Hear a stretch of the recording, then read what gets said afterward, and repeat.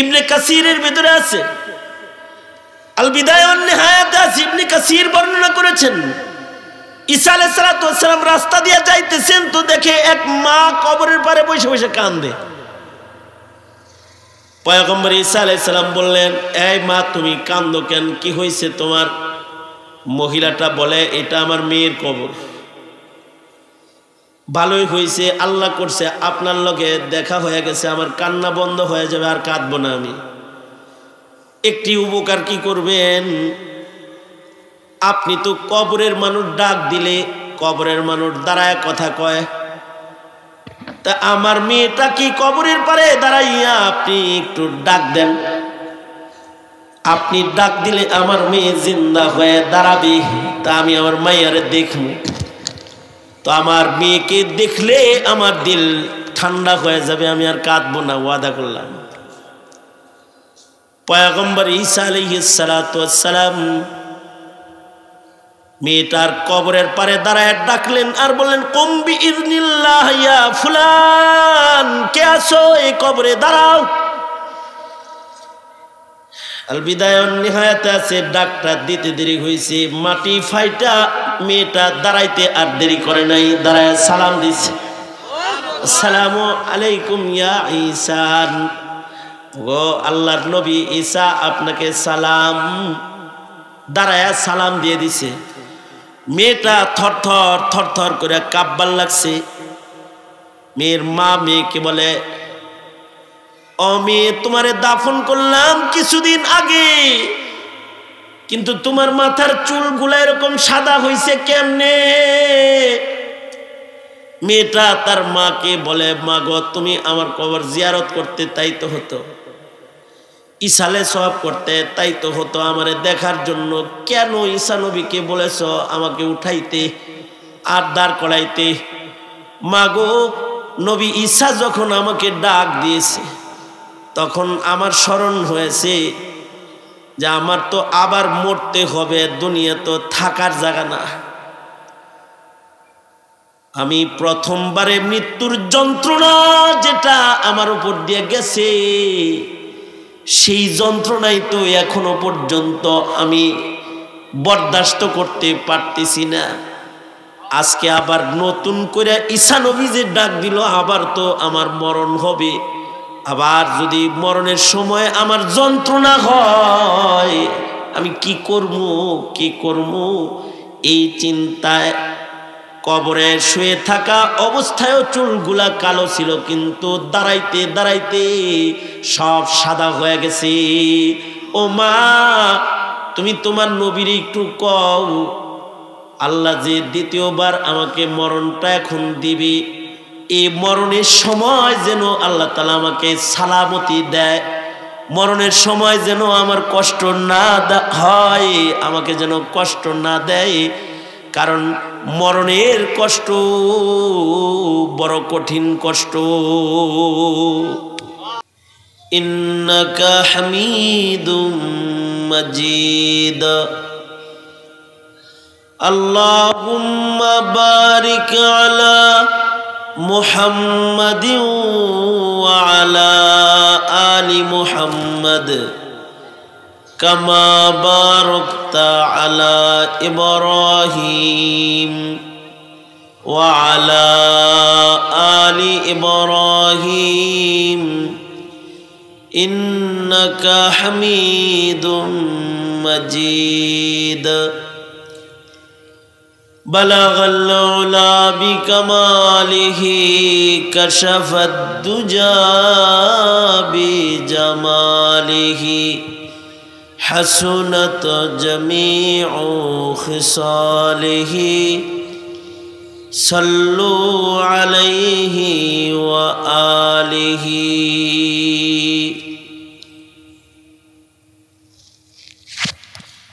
আলহামদুলিল্লাহ, জামিয়া ইসলামিয়া আশরাফুল উলুম আয়োজিত মহতি বার্ষিক ওয়াজ মাহফিলের মোহতারাম সাদার, মোহতারাম সভাপতি, উপস্থিত হাজরাত, বুজুর্গ উলামায়ে কেরাম, সম্মুখপানে সমবেত দিন প্রিয়, ইসলাম প্রিয়, দিনদার ইমানদার মুমিন মুসলমান ভাইরা, বুড়া বাবারা, যুবক ভাইয়েরা, পর্দার আড়ালের মা বোনেরা,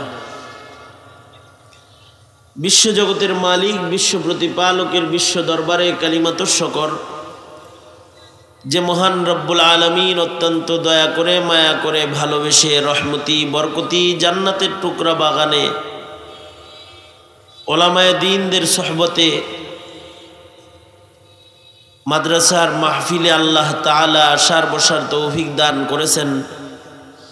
এজন্যে কালিমাতুশ শকর পড়ি, শুকরিয়া আদায় করি, জবান খুলে মুহাব্বতের সাথে ভক্তি ভরে সমস্বরে আওয়াজ করে বলুন আলহামদুলিল্লাহ। যোগ্য বুজুর্গ ওলামা হযরতগণ এ পর্যন্ত বয়ান করেছেন। বিশেষভাবে আল্লামা জুনায়েদ আল হাবিব দামাত বারকাতুহুম গুরুত্বপূর্ণ নসিহা আপনাদেরকে করেছেন। ওনার পূর্বেও মুরব্বী হযরতরা, জাতীয় ব্যক্তিত্ব যারা, তারা নসিহত করেছেন। একেবারে সবার শেষে আপনাদের সামনে বসে গেছি বরকতের নিয়তে সূরা মারিয়াম থেকে আপনাদের সামনে তেলাওয়াত করেছি এবং নবী পাকের হাদিস আপনাদের সামনে পেশ করেছি। এগুলোকে সামনে করে কিছু কথা আপনাদের সামনে বলবার ইরাদা, আল্লাহ তাআলা কিছু উপকারী কথা আপনাদের কানে পৌঁছানোর তৌফিক দান করুন। আপনারা দোয়া করুন, বলুন আমিন।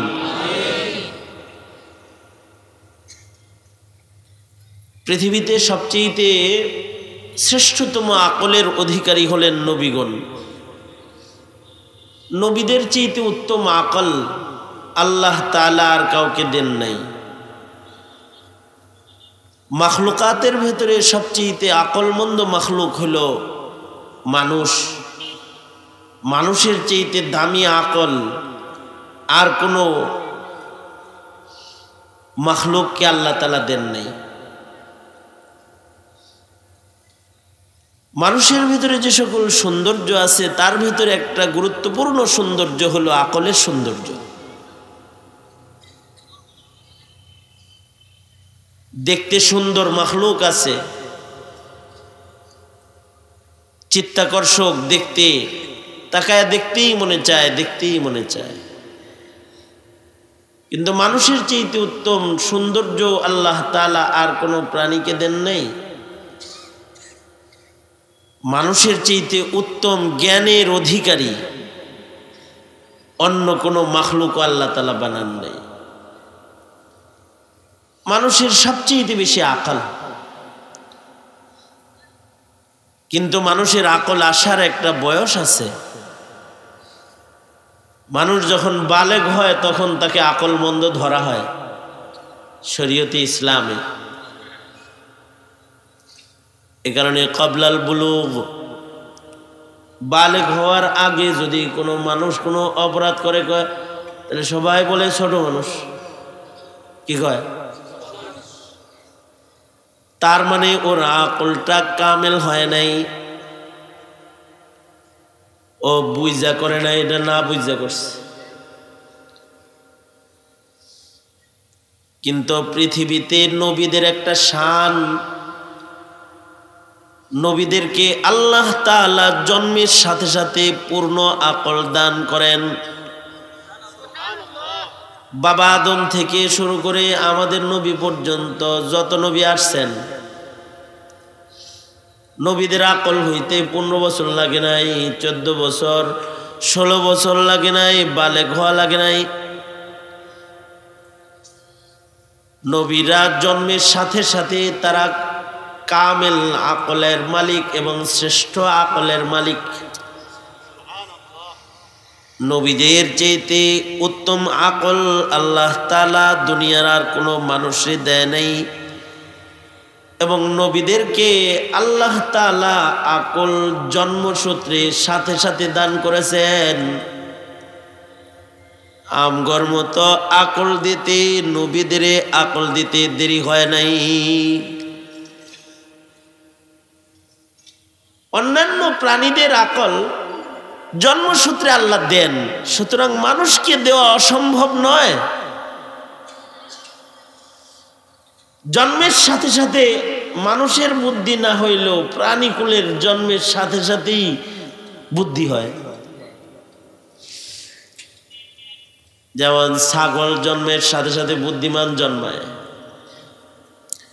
মুরগি জন্মের সাথে সাথে বুদ্ধিমান জন্মায়,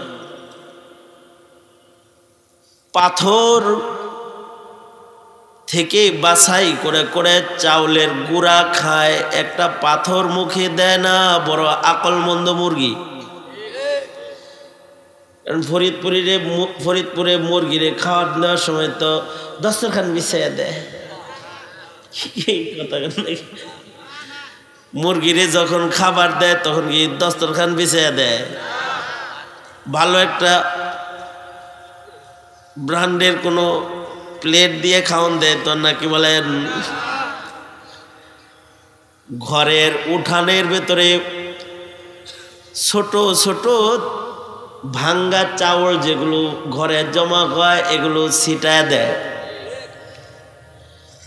আজব এই মুরগির আকল, ওরা জানে ওগুলো ওদের খানা, ওর মায়ের বুকে দুধ নাই তাও জানে। এ কারণে গরু যেমন ছাগল যেমন মায়ের স্তন খোঁজে, ওরা স্তন খোঁজে না। ওরা জানে আমগর মাছ যেমনি টুকায় টুকায় খায়, আমগর এরকম টুকাই গ্রুপের সভাপতি বানাইছে আল্লাহ। ওরাও করে কি মাটির ভিতরে টুকায় টুকায় খায়, জন্মসূত্রে টুকাই সার্টিফিকেট আল্লাহ ও করে দিছে। কিন্তু আজব বুদ্ধিমান টুকাই নিজের মুখের আগা দিয়া একটা পাথরের কণাকে পেটে লয় না, ঠিক ওর খাবারটাকে চয়ন করে চিনি বুঝে বুঝে খায়। জন্মের পরের দিনই, জন্মের সাথে সাথে বলুন তো মুরগির এই ছোট বাচ্চাকে এই আকল দান করেছেন কি?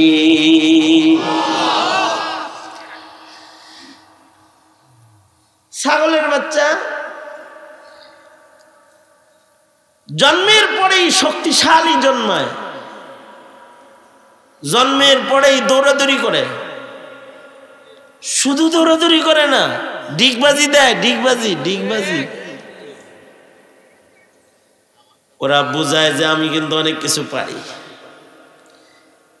উঠানের এমাদার থেকে ওমাতায়, ওমাদার থেকে ওমাতায় উঠান ছিঁড়াবিরা ফেলায়। আবার ওরা বলে যে সাবধান, ছোট জন্মাইছি দেখে আমার দুর্বল মনে করবি না, কিন্তু আমি কিন্তু মারামারি জানি। এখনো কিন্তু সিং হয় নাই। এরপরেও গোতা দেওয়া জানে, সুন্দর করে গোতা দেয়। দেখবেন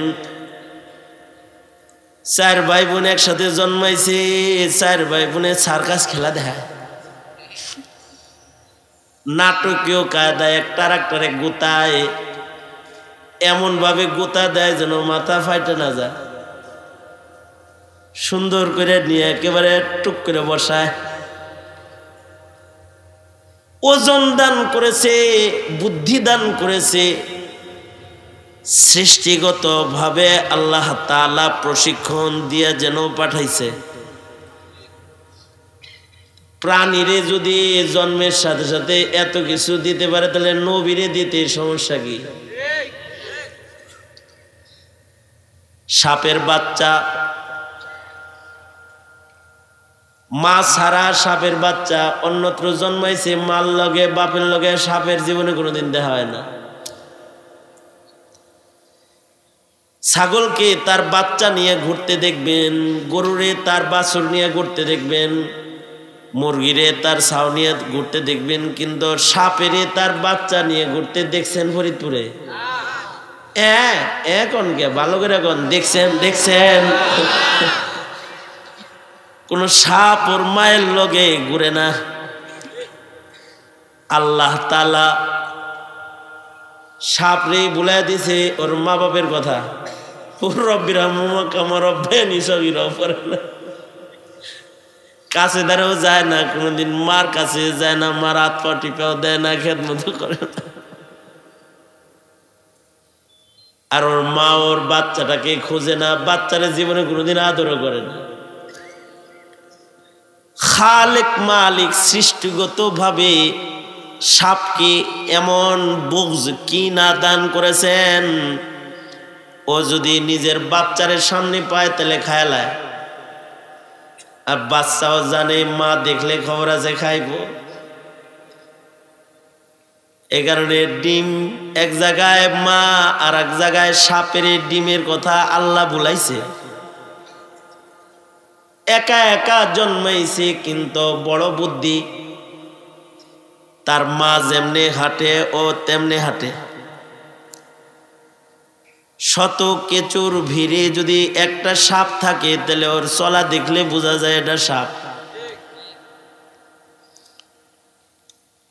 আবার পাওয়ার এত বেশি, ও জানে যে আমার মাথায় বিষ আছে।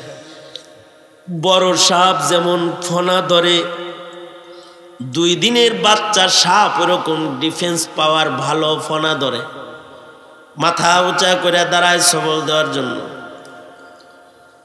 আল্লাহ যদি সাপের বাচ্চারে বুদ্ধি শুদ্ধি দিতে পারে, ইলিম দিতে পারে, তাহলে নবীরে দিতে সমস্যা কি? এ কারণে নবীদের শান, মানুষের ভিতরে পয়গম্বরদের শান এটা যে পয়গম্বরদেরকে আল্লাহ তাআলা জন্মের সাথে সাথে কামিল আকল, পরিপূর্ণ আকল আল্লাহ তাআলা দান করেছেন। এ কারণেই পৃথিবীর কোনো পয়গম্বর বাচ্চা বয়সেও গুনাহ করে নাই, কারণ তারা গুনাহ চিনে, তারা বুঝে এটা ন্যায়, এটা অন্যায়, এটা গুনাহ, এটা ইবাদত, এটা হালাল, এটা হারাম।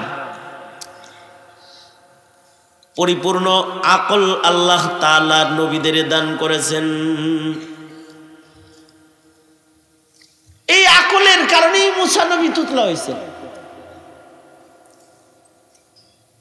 আসিয়া লালন পালন করে গোসল ঘাটে পাইছে, বাচ্চা ভাইসে আইছে।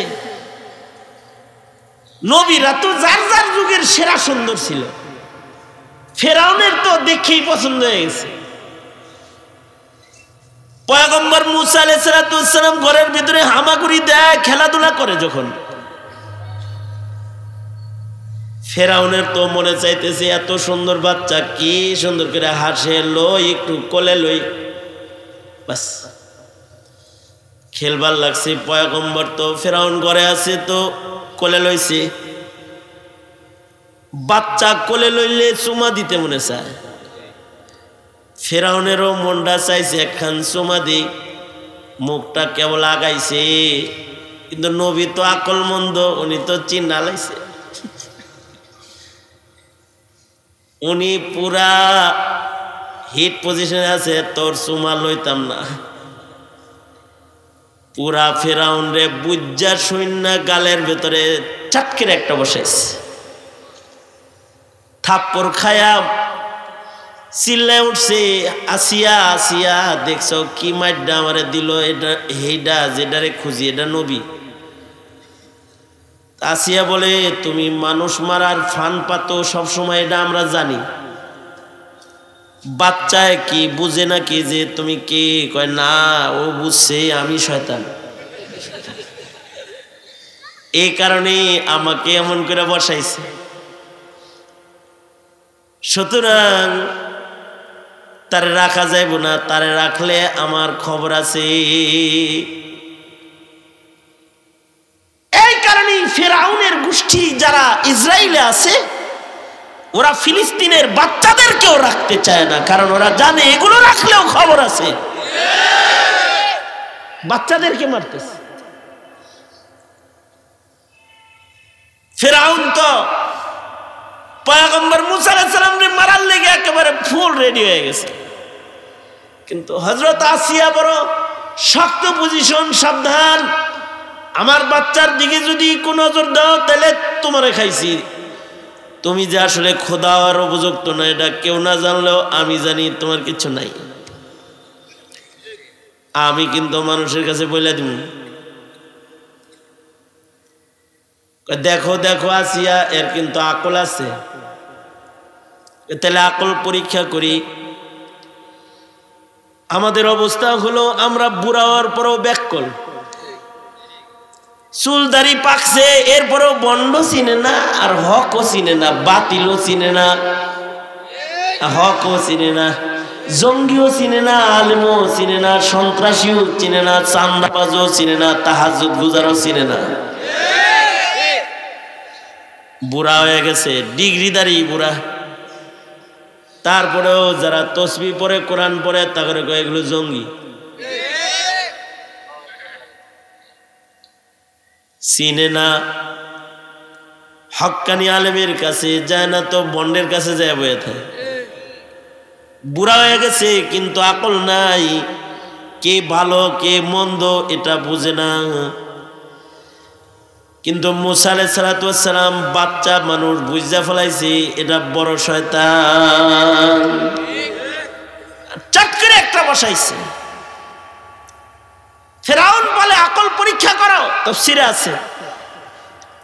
কিভাবে পরীক্ষা হবে?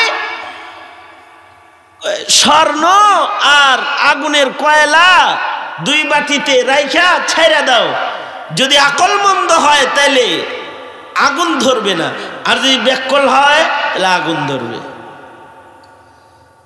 বাচ্চাদের তো সাধারণত আকল থাকে না, এ কারণে বাচ্চারা হালুয়াও চিনে না, পায়খানাও চিনে না। মায় রাইখা গেছে খেলতে দিয়া পাকের ঘরে, আয়া দেখে উনি কামটা সাইরা নিজে আবার খাইতেও আছে, চাকতেছে, মাইকে মুখে শেষ করছে। কারণ কোনটা ক্রিম আর কোনটা পায়খানা, কোনটা হালুয়া আর কোনটা পায়খানা, এটা তো বিচার করার মতো যোগ্যতা বাচ্চার নাই। তো এই কারণে বাচ্চাদের ইবাদত নাই, বাচ্চাদের ইবাদত মাপ। বাচ্চারা শরীয়তের মুকাল্লাফ নয়।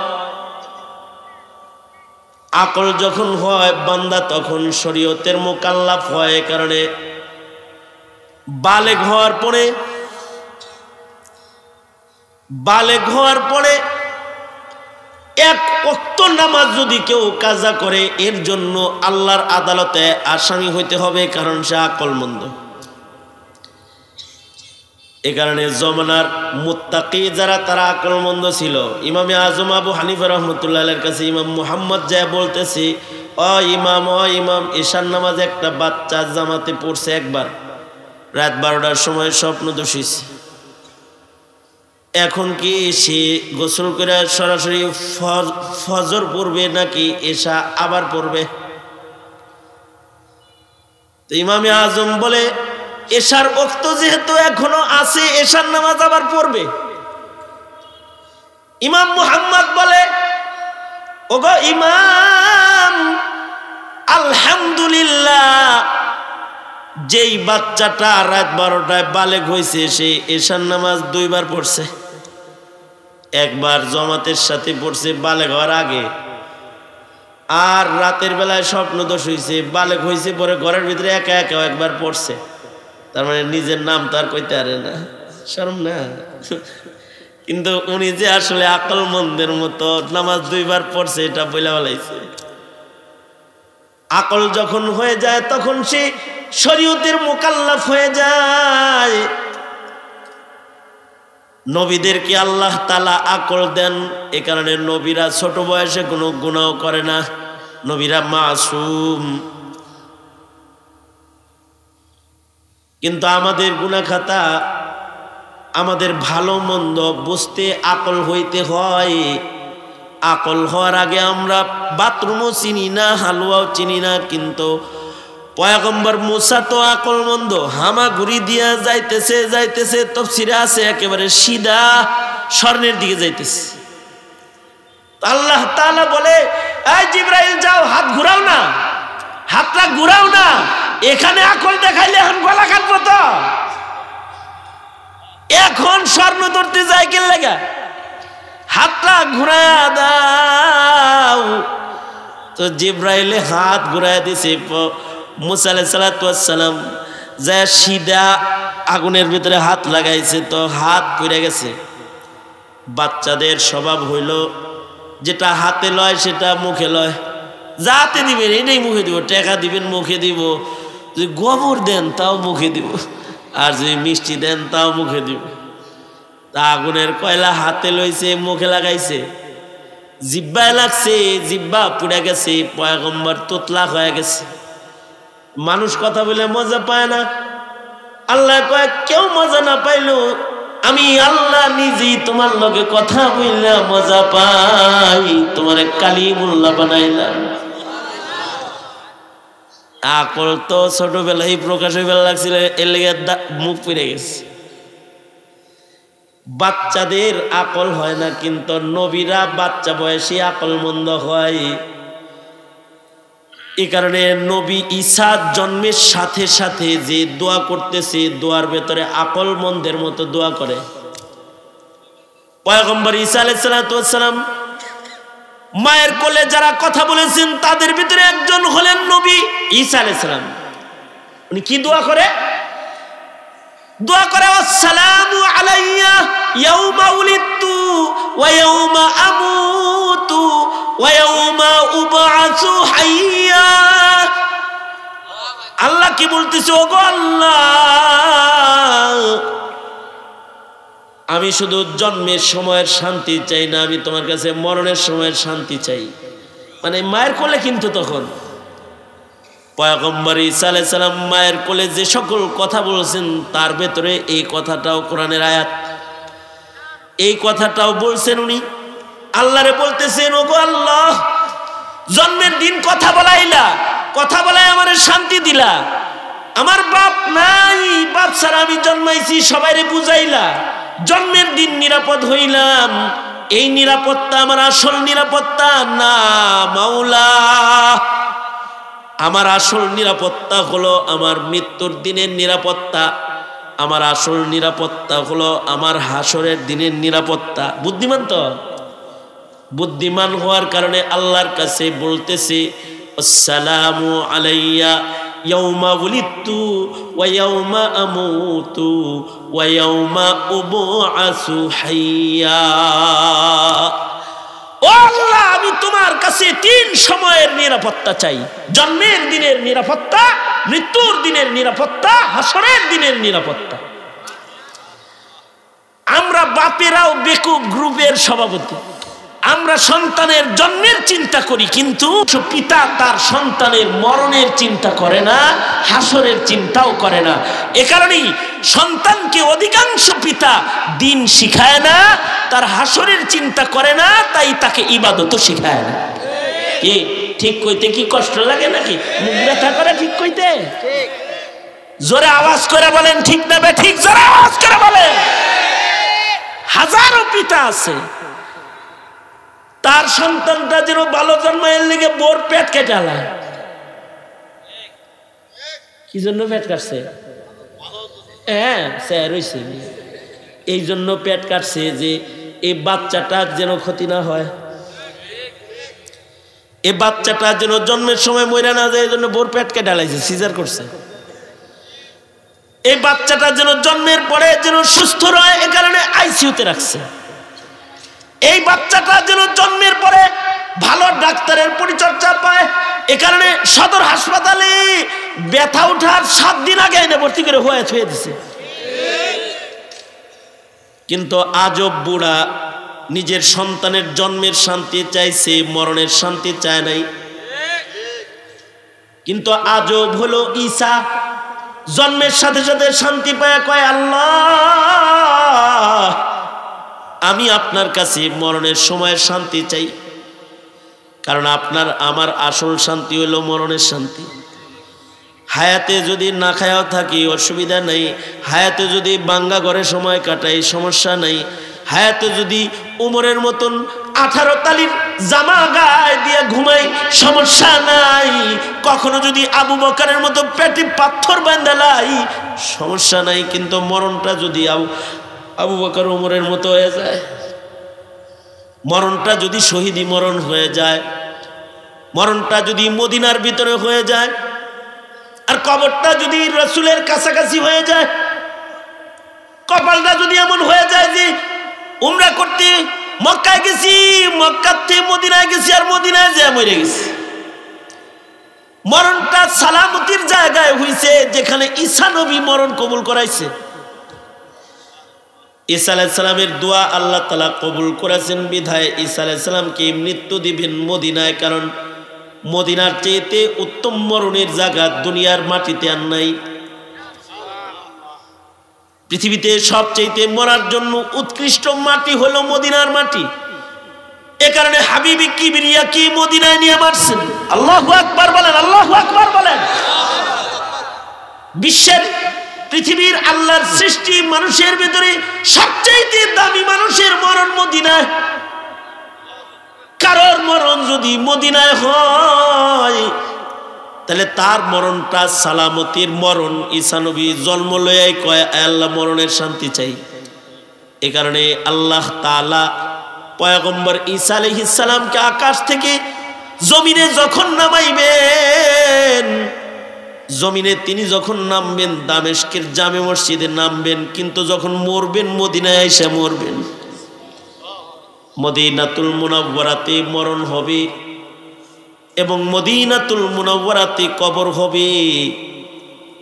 আল্লাহর রাসূলের হুজরায় আয়েশায় হযরত ঈসা নবীর কবরের জায়গা নির্ধারণ করে আল্লাহর রাসূল দেখায় দিয়ে গেছে, এইখানে আমার ভাই ঈসার কবর হবে।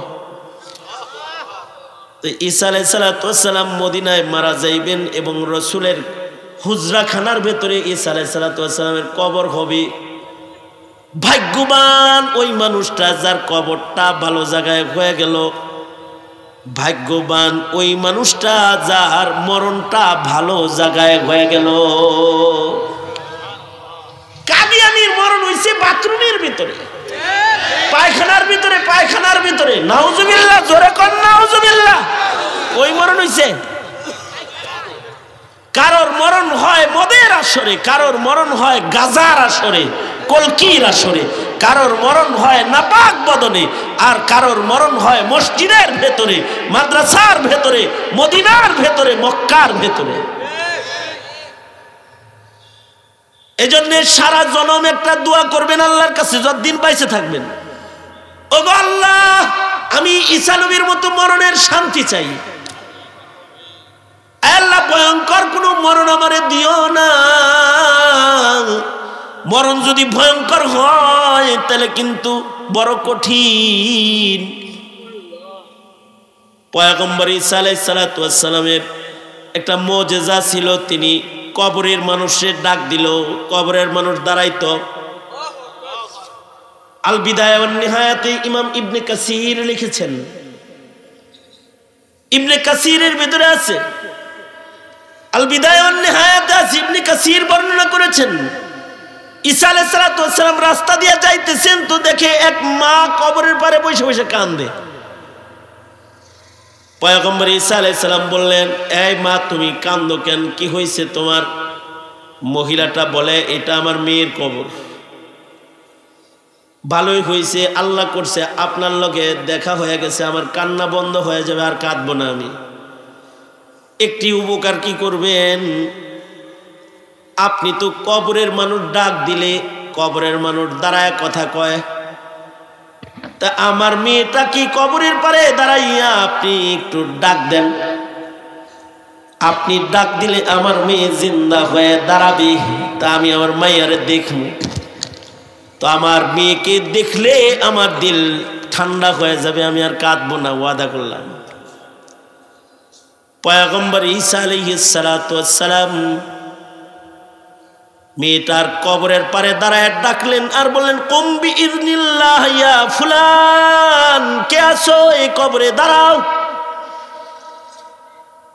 আল বিদায়া ওয়ান নিহায়াতে আছে, ডাকটা দিতে দেরি হয়েছে, মাটি ফাইটা মেয়েটা দাঁড়াইতে আর দেরি করে নাই, দাঁড়ায় সালাম দিছে, আসসালামু আলাইকুম ইয়া ঈসা, ও আল্লাহর নবী ঈসা আপনাকে সালাম। দাঁড়ায় সালাম দিয়ে দিছে। মেয়েটা থরথর থরথর করে কাঁপবার লাগছে। মেয়ের মা মেয়েকে বলে, আমি তোমারে দাফন করলাম কিছুদিন আগে, কিন্তু তোমার মাথার চুলগুলা এরকম সাদা হইছে কেমনে? মেয়েটা তার মাকে বলে, মা গো, তুমি আমার কবর জিয়ারত করতে তাই তো হতো, ইসালে সওয়াব করতে তাই তো হতো, আমারে দেখার জন্য কেন ঈসা নবীকে বলেছ আমাকে উঠাইতে আর দাঁড় করাইতে? মা গো, নবী ঈসা যখন আমাকে ডাক দিয়েছে তখন আমার স্মরণ হয়েছে যে আমার তো আবার মরতে হবে, দুনিয়া তো থাকার জায়গা না। আমি প্রথমবারে মৃত্যুর যন্ত্রণা যেটা আমার উপর দিয়ে গেছে, সেই যন্ত্রণাই তো এখনো পর্যন্ত আমি বরদাস্ত করতে পারতেছি না। আজকে আবার নতুন করে ঈসা নবী যে ডাক দিল, আবার তো আমার মরণ হবে। আবার যদি মরণের সময় আমার যন্ত্রণা হয়, আমি কি করব? এই চিন্তায় কবরে শুয়ে থাকা অবস্থায়ও চুলগুলা কালো ছিল, কিন্তু দাঁড়াইতে দাঁড়াইতে সব সাদা হয়ে গেছে। ও মা, তুমি তোমার নবীর একটু কও, আল্লাহ যে দ্বিতীয়বার আমাকে মরণটা এখন দিবে, এই মরণের সময় যেন আল্লাহ তাআলা আমাকে সালামতি দেয়, মরণের সময় যেন আমার কষ্ট না হয়, আমাকে যেন কষ্ট না দেয়। কারণ মরণের কষ্ট বড় কঠিন কষ্ট, মরণের কষ্টটা এটা ভয়ঙ্কর কষ্ট। এ কারণে চালাক যারা, আল্লাহর রাসূল বলেন, আল কাইয়িসু মান দানা নাফসাহু ওয়া আমিলা লিমা বাদাল মাউত। মরণের কষ্ট যেমন ভয়ঙ্কর কষ্ট, কবরের কষ্ট ভয়ঙ্কর কষ্ট। আসল শান্তি হলো মরণের শান্তি, আসল শান্তি হলো কবরের শান্তি, আসল শান্তি হলো হাসরের শান্তি, আসল শান্তি হলো বিচারের পরে আল্লাহর জান্নাতের ভোগ বিলাসের শান্তি। এই দুনিয়ার সাধারণ শান্তি মানুষের আসল শান্তি না, এই দুনিয়ার সাধারণ খানা মানুষের আসল খানা না, এই দুনিয়ার ভোগ বিলাস একটা মানুষের জীবনের আসল ভোগ বিলাস না। চালাক তো ওই লোকটা যে লোকটা মরণের শান্তি খুঁজবে, চালাক তো ওই লোকটা যেই লোকটা কবরের শান্তি খুঁজবে, চালাক তো ওই লোকটা যে লোকটা হাসরের শান্তি খুঁজবে। খোদার কসম, আপনারা যারা রাত 12টার সময় এইখানে বসে রয়েছেন, দুনিয়ার শান্তির লেগা না, দুনিয়ার খাওয়ার লেগা না, দুনিয়ার পড়ার লেগা না, একটু মরণের শান্তির লেগে, একটু কবরের শান্তির লেগা আলেমদের সাথে বসে রইলাম। আল্লাহ যদি এর খাতিরে আলেমদের সাথে হাসর করে দেয়, মৌলবীদের সাথে বসে কিছু কথা শুনলাম, এর উসিলায় যদি আল্লাহ জিন্দিগির গুনাহ মাফ করে দেয়, মরণের সময় যদি আমার কালেমাটা নসিব হয়ে যায়, একটু মাহফিলে বসে রইলাম, নবীর ঘরে মোহাব্বত লাগাইলাম, হাসরের মাঠে যদি নবী আমার এই শাফাআতটা দেয়, যদি রসুলের হাতের হাউজে কাউসার আমার নসিব হইয়া যায়, তাহলে এই শান্তি হলো আমার জীবনের আসল শান্তি। চালাক চতুর যারা, তারা আখিরাতের শান্তি খোঁজে, আর বেকুব যারা, তারা দুনিয়ার ভোগ বিলাস খুঁজে। আল্লাহর রাসূল বলছেন, কামা তাঈশুন তামুতুন, দুনিয়াতে যেমন কর্ম করবা ওইরকম মরবা, আর মরবা যেমন আল্লাহর আদালতে দাঁড়াইবা তেমন। কামা তামুতুন তুবআসুন, আর আল্লাহর আদালতে যখন দাঁড়াইবা তখন যদি ডাইনাতে আমলনামা থাকে তাহলে ভালো, কামা তুবআসুনা তুহশারুন, যেদিন পুনরুত্থান হবে ওইটা যদি ডাইনাতে হয় ভালো হবে, আর যদি বামাতে হয় খারাপ হবে। এই চিন্তাগুলো হলো একটা মানুষের, একটা মুমিনের জিন্দেগির মৌলিক চিন্তা। এই মৌলিক চিন্তা কিভাবে আসবে জাতির ভেতরে? দুনিয়ার শিক্ষা দিয়া মৌলিক চিন্তার জন্ম হয় না। এই মৌলিক চিন্তার জন্যই জাতির ভেতরে ইলমের বিতরণ দরকার, উলামাদের সান্নিধ্য দরকার, ঠিক কিনা? এটা জরুরতের কারণেই। এ কারণেই জাতির মাদ্রাসা দরকার, আলেম দরকার, ওলামা দরকার। সুতরাং এই মাদ্রাসা শহরে বেশি হয়ে যায় নাই। বগুড়া, ফরিদপুর শহরে লক্ষ লক্ষ মানুষ আছে। এই লাখ লাখ মানুষের কবরের বুঝ দরকার, মরণের বুঝ দরকার, হাসরের বুঝ দরকার। কে বুঝাবে তাদেরকে? যারা জাতীয়ভাবে বুঝায়, পশ্চিমার দালাল যারা আর ভিনদেশীদের দালাল যারা, তাদেরকে তারা জেলের ভেতরে ঢুকায় রেখে দেয়। কে বুঝাবে জাতিরে? সঙ্গত কারণে ঘুমে থেকো না ভাই, জাগ্রত হও। কবরের ফিকির করো, হাসরের ফিকির করো। আল্লাহুম্মা আনতাস সালাম ওয়া মিনকাস সালাম, ইলাইকা ইয়ারজিউস সালাম, তাবারাকতা রব্বানা ওয়া তাআলাইতা ইয়া জাল জালালি ওয়াল ইকরাম।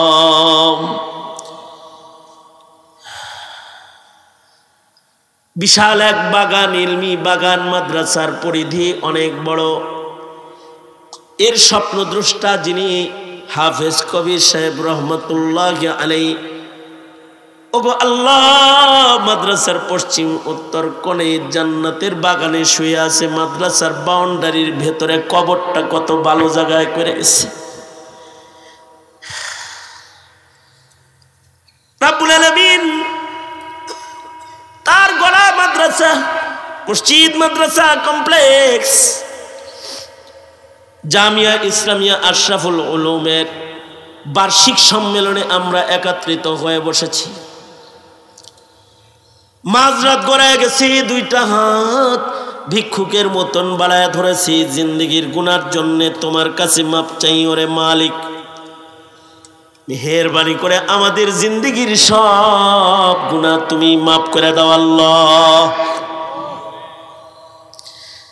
জেনে না জেনে, অন্ধকারে আলোয় গোপনে প্রকাশ্যে যত পাপাচার করেছি ক্ষমা করে দাও। বেপানাহকে পানাহ দাও, বেরুজিকে রুজি দান করো, শান্তি দূর করে শান্তির ফয়সালা করে দাও রব্বুল আলামিন। গভীর রাত কনকনে শীতের ভেতরে তোমার বান্দারা বসে দুটি কথা শুনেছি। নবী ঈসার সেই মায়ের কোলের ওই দামি কথা থেকে তোমার বান্দাদেরকে নসিহত শোনায়েছি। রব্বুল আলামিন তোমার পয়গম্বরের হাদিস তোমার বান্দাদের কানে পৌঁছায়া দিয়েছি। মরণ কবর হাসরের ফিকির করার তৈয়ারি তোমার বান্দাদের কি করার আহ্বান জানায় দুইটা হাত ভিক্ষুকের মতন বাড়ায় ধরেছে। জিন্দেগির সব গুনার জন্য তোমার কাছে অনুতপ্ত লজ্জিত হয়ে মাপ চাই ওরে মালিক। মেহেরবানি করে আমাদের জিন্দেগির সব গুনাহ তুমি মাফ করে দাও আল্লাহ। জেনে না জেনে, অন্ধকারে আলোয় গোপনে প্রকাশ্যে যত পাপাচার আমরা করেছি তুমি ক্ষমা করে দাও। বেপানাহকে পানাহ দাও, বেরুজিকে রুজি দান করো, শান্তি দূর করে শান্তির ফয়সালা করে দাও। এই মাহফিল কবুল মঞ্জুর করে নাও। যা কিছু নসিহত আলোচনা হয়েছে এর আমল তোমার বান্দাদের কি করার তৌফিক দান করো। আয় আল্লাহ, যাদের মা বাপ অন্ধকার কবরের বাসিন্দা, তাদের পিতামাতার কবরগুলো জান্নাতের বাগান বানায় দাও। যাদের মা বাবা অসুস্থ, সুস্থ করে দাও। আল্লাহ, মৌলানা ফরিদ পিতার গোড়া প্রতিষ্ঠানকে হাল ধরেছে, ভাইরা সহযোগিতা করতেছে। রব্বুল আলামিন এই শহরের যারা দিনদার পরহেজগার তাদেরকে মাদ্রাসার দিকে ঝুঁকায় দাও। দিন দিন তারাক্কি উন্নতি দান করো। পায়ে তাকমিল পর্যন্ত, দরায় হাদিস পর্যন্ত পৌঁছায় দাও। দিন দিন তারাক্কি উন্নতি আমাদেরকে দান করো আল্লাহ। মজলুম মুসলমান যারা ফিলিস্তিনে, রব্বুল আলামিন তাদের জন্য রহম করুণার দুয়ার খুলে দাও। বাংলার জমিনে শান্তি দাও। হার কিসিমের মুসিবত থেকে আমাদেরকে ধরে ধরে বাঁচাও আল্লাহ। এই মুহূর্তে আমাদের সালাম পেয়ারা নবীর রওজায় আতহারে পৌঁছায় দাও। বার বার বাইতুল্লাহ রওজার জিয়ারত নসিব করে দাও। এই মাদ্রাসার সকল জরুরত খাজানায়ে গায়েব থেকে মিটায় দাও রব্বুল আলামিন। ওগো আল্লাহ, ইয়া আল্লাহ যেদিন মৃত্যু দিবা সেদিন আমাদের মরণটা কালেমা পড়তে পড়তে দিও, ইবাদতে দিও, শহীদি মরণ দিও, কাবার তওয়াফ করে মরণ দিও, তোমার নবীর রওজায় আতহারে মরণ দিও রব্বুল আলামিন। ইমানের মত আমাদের এতই নসিব করে দিও আল্লাহ। ময়দানে মাহশারের ডান হাতে আমলনামা দিয়ে দাঁড় করায় দিও আল্লাহ। শর্মিন্দা কইরো না, নেককার বলে ডাক দিয়ে জান্নাত দিয়ে দিও। আমাদের আলো আওলাদ নসলের ভেতরে ইয়া আল্লাহ নেক কাজের দাঈ কিয়ামত পর্যন্ত এর সিলসিলা জারি করে দিও আল্লাহ। আল্লাহ কোন বদকার ফাসিক ফুজ্জার আমাদের নসলের ভেতরে কখনো তুমি দিবা না। রব্বানা হাবলানা মিন আজওয়াজিনা ওয়া যুররিয়াতিনা কুররাতা আয়ুন ওয়াজআলনা লিল মুত্তাকিনা ইমামা। আল্লাহ মেহেরবানি করে সারা দুনিয়ার মুসলমানদের নাজাত দাও। আল্লাহুম্মা আফিনা ফি কুদরাতিকা ওয়া আদখিলনা ফি রাহমাতিক। اللهم أجرنا من خزي الدنيا وعذاب الآخرة. نسألك دوام العافية وتمام العافية والشكر على العافية. رب ارحمهما كما ربيانا صغارا. يا الله যত খায়ের যত কল্যাণ সব তুমি আমাদেরকে দান করো। অকল্যাণ আর অমঙ্গল হইতে ধরে ধরে আমাদেরকে তুমি হেফাজত করো। سبحان ربك رب العزة عما يصفون وسلام على المرسلين والحمد لله رب العالمين. آمين آمين برحمتك يا أرحم الراحمين.